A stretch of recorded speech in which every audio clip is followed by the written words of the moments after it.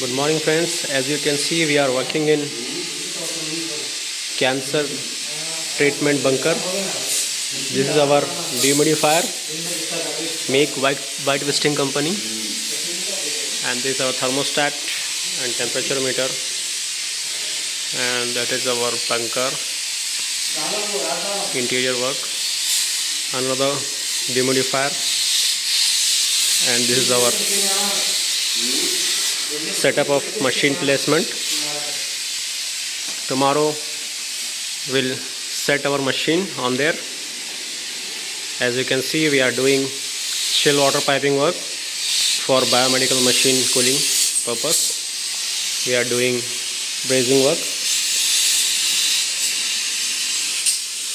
This is our copper piping. With the help of this copper piping, we will circulate the water, and we have one 20 TR chiller outside the bunker, air cooled chiller, air cooled type,